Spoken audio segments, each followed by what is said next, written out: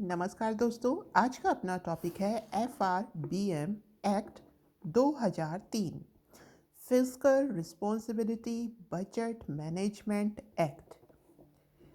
यह कब लागू हुआ? ये एक्ट आया तो था 2003 में, परंतु ये लागू हुआ 5 जुलाई 2004 को। ठीक है। अच्छा, ये क्यों लाया गया था? जिससे कि जो वित्तीय क्षेत्र है उसमें पारदर्शिता लाई जा सके। ठीक है। इसका प्रॉपर जो फाइनेंशियल सेक्टर है इसका प्रॉपर मैनेजमेंट हो सके। उसके अलावा जो राजकोषीय घाटा है उसको कम किया जा सके। अब देखिए इसका लक्ष्य क्या था। जब ये एक्ट आया तब इसका लक्ष्य था कि जो राजस्व घाटा है, रेवेन्यू डेफिसिट जो है, जो राजस्व घाटा है, वो जीडीपी का कितना वार्षिक कमी कितनी हो उसमें 0.5% की वार्षिक कमी के साथ 2008-9 तक इसका कितना हो जाए, ज़ीरो हो जाए। मतलब घाटा ना बचे। जो फिजिकल डेफिसिट सॉरी जो रेवेन्यू डेफिसिट है, जो राजस्व घाटा है, वो ज़ीरो हो जाए।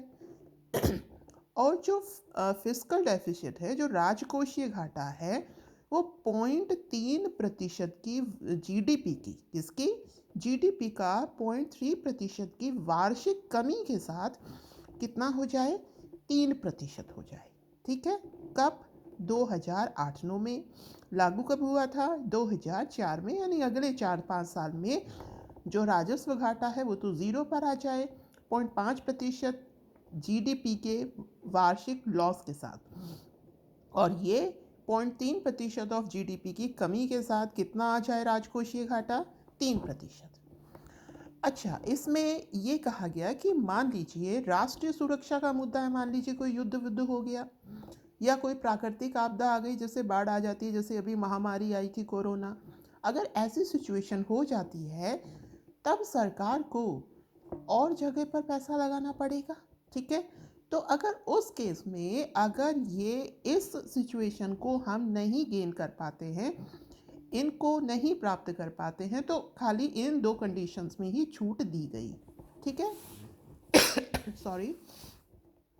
2006-7 से आरबीआई केंद्र सरकार की प्रतिभूतियों में प्राथमिक प्रतिभूतियों को नहीं खरीदेगा। ठीक है। मतलब जो प्राथमिक प्रतिभूतियां हैं, आरबीआई जैसे कि जैसे सरकार को लोन कुछ पैसा चाहिए होता था तो आरबीआई दे देती थी, और जो सरकार की प्राथमिक प्रतिभूतियां होती थी, ठीक है ना, वो ले लिया करती थी। तो इसने कहा कि अब इस एक्ट में क्या कहा गया कि 2006-7 से केंद्र सरकार की जो प्राथमिक प्रतिभूतियां हैं उनको आरबीआई नहीं लेगा। आकस्मिक देयताएं, मतलब अचानक से अगर कोई ज़रूरत पड़ गई उसके लिए क्या कहा गया? आकस्मिक देयताएं 2004-5 से प्रारंभ होने वाले किसी भी वित्तीय वर्ष में, मतलब 2004-5 उसके बाद में जो आकस्मिक देयताएं हैं, जीडीपी के 5% से अधिक की वृद्धिशील प्रतिभूतियां प्रदान नहीं करेंगी। मतलब जीडीपी का 5% से ज़्यादा जो आकस्मिक देयताएं हैं वो 5% की अधिक की जो वृद्धिशील प्रतिभूतियां हैं वो प्रदान नहीं करेगी। ठीक है। अतिरिक्त देयताएं, मतलब अतिरिक्त देयताएं हैं वो जीडीपी का 9% हर वर्ष 1% की कमी के साथ। मतलब मान लीजिए सरकार को एक्स्ट्रा ज़रूरत है किसी चीज़ के लिए, कोई योजना चलानी है या कुछ भी आपत्ति कालीन जो स्थिति है, तो उसको अतिरिक्त पैसा चाहिए, तो वो जो अतिरिक्त है वो जीडीपी का 9% हो जाए। ठीक है। हर वर्ष 1% की कमी के साथ। उसके अलावा आरबीआई द्वारा बॉन्ड्स की खरीद 1 अप्रैल 2006 से समाप्त। आरबीआई क्या करता था? भारत सरकार के बॉन्ड्स वगैरह खरीद लेता था। ठीक है। और बैंक्स फिर उससे ले लिया करते थे। मान लीजिए कोई और बैंक है, मान लीजिए एसबीआई है, एसबीआई के पास कुछ पैसा जमा हो गया तो एसबीआई क्या करेगा? आरबीआई को पैसा देगा और जो अब बॉन्ड्स है वो खरीद लेगा। तो फिर इन्होंने कहा कि आरबीआई 2006-7 से, ठीक है, बॉन्ड की खरीद 1 अप्रैल 2006 से समाप्त करेगा। इसके अलावा आरबीआई 6-7 से सेंट्रल गवर्नमेंट की प्राथमिक प्रतिभूतियों को नहीं खरीदेगी। ये तो हमने पहले भी देखा था कि जो आरबीआई है वो बॉन्ड्स भी नहीं लेगा, और जो प्राथमिक प्रतिभूतियां हैं, जो इनिशियल ऑफरिंग्स है, उनको भी नहीं लेगा भारत सरकार की। मध्यावतीय राज, अच्छा जी, उसके अलावा ये कहा गया कि यहाँ हमें अपनी सरकार को अपनी रिपोर्ट देनी होगी। उसमें क्या क्या होगा? मध्यावधि राजकोषीय नीति का विवरण होगा उसके अंदर, ठीक है ना। मतलब लोकसभा और राज्यसभा में बजट और अनुदान मांगों के साथ साथ, ठीक है, क्या देना होगा सरकार को? ये जो 4 चीज़ें हैं ये भी दिखानी होंगी, शो करनी होंगी। इसमें क्या क्या आएगा? इसमें है मध्यावधि राजकोषीय नीति का विवरण। राजकोषीय नीति का मतलब बीच में, सेशन के बीच में राजकोषीय नीति का विवरण करना होगा कि आपका रेवेन्यू डेफिसिट कितना है, आपका फिस्कल डेफिसिट कितना है, कितनी आय हुई, पूरा का पूरा ब्यौरा देना होगा। मध्यावधि राजकोषीय नीति का विवरण। राजकोषीय नीति का रणनीतिक विवरण, ठीक है।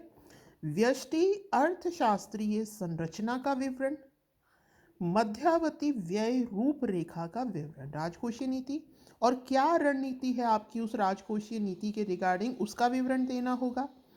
व्यष्टि अर्थशास्त्रीय संरचना, पूरी संरचना बतानी होगी।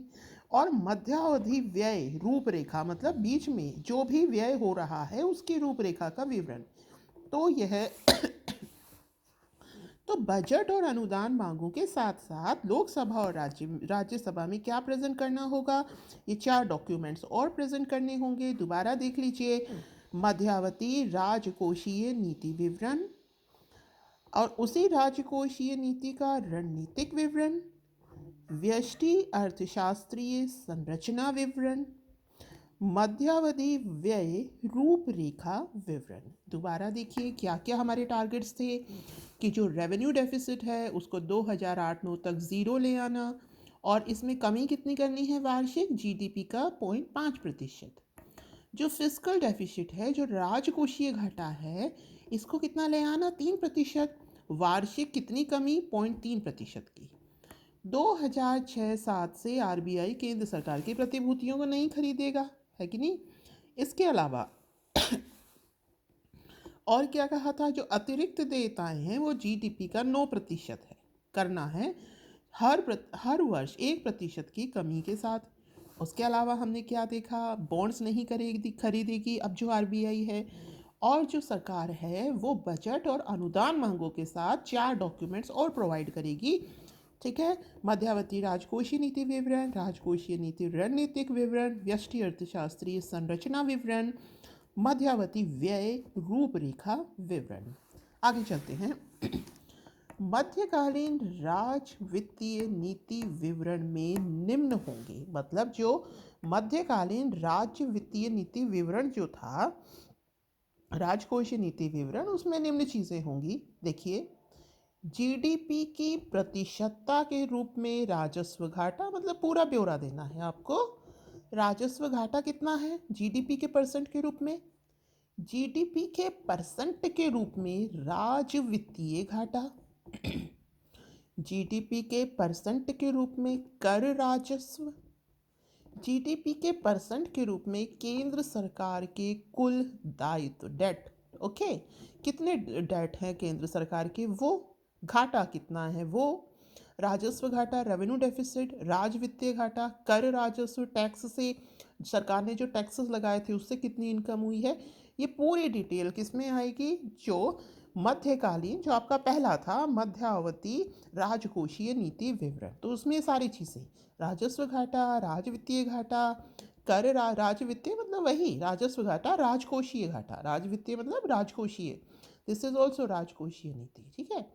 तो राजस्व घाटा, राजकोषीय घाटा, और उसके अलावा टैक्स से कितना राजस्व प्राप्त हुआ, टैक्स रेवेन्यू। उसके अलावा केंद्र सरकार के कुल दायित्व, कितने डेट हैं, ठीक है, कितनी लाइबिलिटीज़ हैं इनकी केंद्र सरकार की, वो। राजकोषीय नीति युक्ति विवरण, इसमें क्या है? इसमें कर नीति, ठीक है। राजकोषीय नीति जो दूसरा वाला था, राजकोषीय नीति रणनीतिक विवरण, युक्ति विवरण भी कह सकते हैं।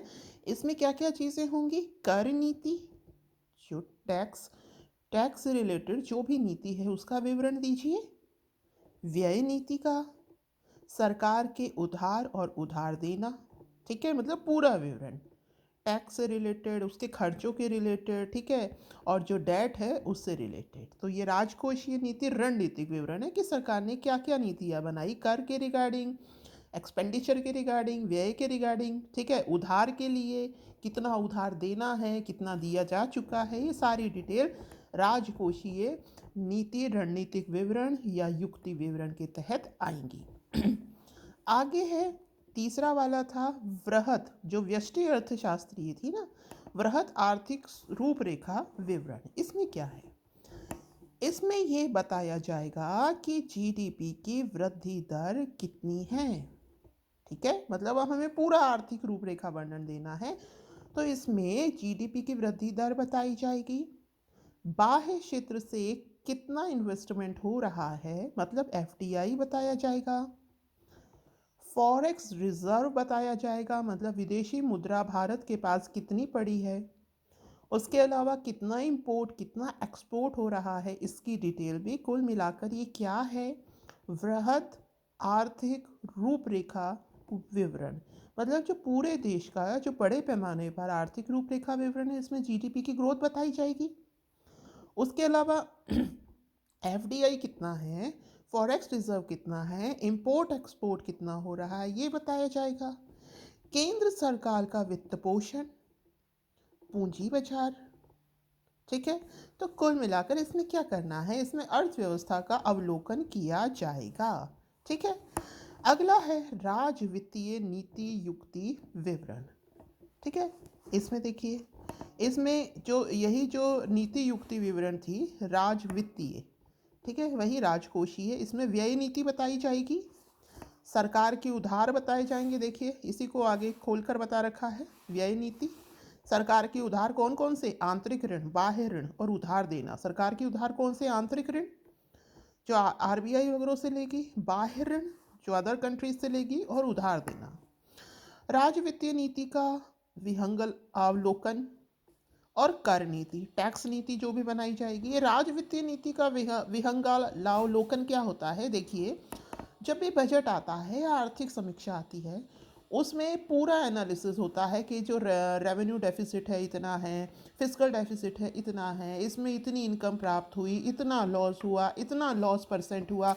तो वो जो पूरा चार्ट टाइप होता है ना, दैट इज राज वित्तीय नीति या राजकोषीय नीति का विहंगावलोकन, ठीक है।